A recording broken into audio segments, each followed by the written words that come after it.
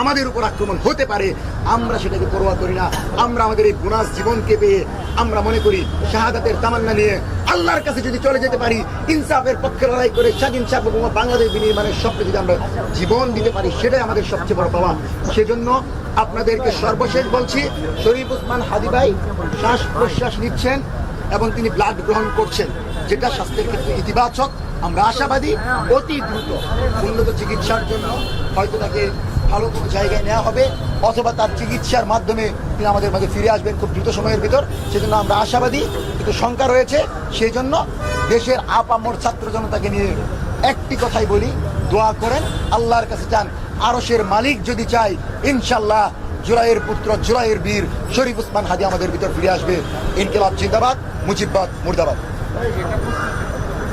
আচ্ছা, এবার যারা কালকে গুলি করেছেন হাতে ভাইকে, তারা মিছিলে যাবতীয় ছিল, আমরা জেনেছি। এরা কবে থেকে ঘুরছিল? এরা কালকে কিনা, কালকে যোগ দিয়েছে কিনা, না আগে থেকে তারা যোগ দিয়েছিল? এবং এর সাথে আপনারা তাদের বক্তব্য দিয়েছিলেন কিনা, আবার দেখলে চিনতে পারবেন কিনা, আপনাদের সন্দেহ হয়নি? দেখেন, এখানে গুপ্ত সুপ্ত কোনো কথা নাই। কথা হচ্ছে আওয়ামী লীগ ঢুকেছে। আপনি যদি দেখেন, তারা 2 সপ্তাহ যাবৎ প্রচারণা টিমের সাথে জড়িত। তারা সেন্টারে আসে, যেটা হচ্ছে বাংলা মোটরসে। তো সেন্টারে সবার জন্য বসার সুযোগ আছে। তারা সেখানে আসে এবং তাদেরকে যখন মাস্ক খুলতে বলা হয়, তিনি বলে তার প্রবলেম আছে। এবং শরীফ ওসমান হাদী ভাই খুবই যেটাকে বলে উদার মনে, সেজন্য তিনি তাদেরকে সন্দেহ না করে নির্বাচনী প্রচারণার যে টিম সেটাতে নিয়েছিল। এবং জুমার নামাজে ওই দিনের ঘটনা যদি বলি, জুমার নামাজের পূর্বেও তারা শরীফ ওসমান হাদীর সাথে ছিল।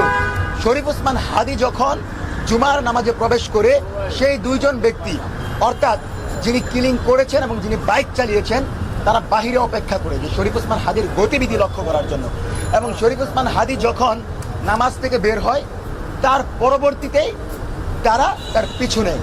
এবং যখন তার উপরে আক্রমণ হয়, তারপর থেকে সেই 2 জনকে আর খুঁজে পাওয়া যায় না। এবং স্পষ্টত বলে দিচ্ছি, তারা তার টিমে ঢুকেছিল, নির্বাচনী সংযোগে অংশগ্রহণ করেছিল এবং তাদের পরিচয় তারা ছাত্রলীগ। এখানে গুপ্ত সুপ্ত কোনো চাঁদাবাজ এইসব কথাই যাদেরকে বোঝা হয়, তারা কেউ জড়িত ছিল না।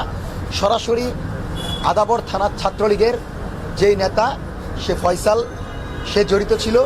এবং তার সাথে যে ছিল, সেই তথ্যগুলো ইতিমধ্যেই ফরেন্সিক করা হয়েছে মেবি, এবং প্রশাসন জানিয়েছে, যেটা প্রশাসনের পক্ষ থেকে আপনারা পাবেন। এবং তাদেরকে হত্যাকাণ্ডের ব্যাপারে পূর্বে থেকেই সরকারকে অবগত করা হয়েছিল, কিন্তু সে ব্যাপারে সরকার পদক্ষেপ নেয় নাই। সেজন্য ইন্টারিম কোনোভাবে এই দায় এড়াতে পারে না। ইন্টারিম এখানে জবাবদিহিতা আওতাভুক্ত, তাদেরকে জবাবদিহি করতে হবে। এবং আপনারা অবগত আছেন যে আওয়ামী লীগ এই কিলিং মিশনের অংশ হিসেবে শুধু শরীফ ওসমান হাদীকে নয়, তারপরেও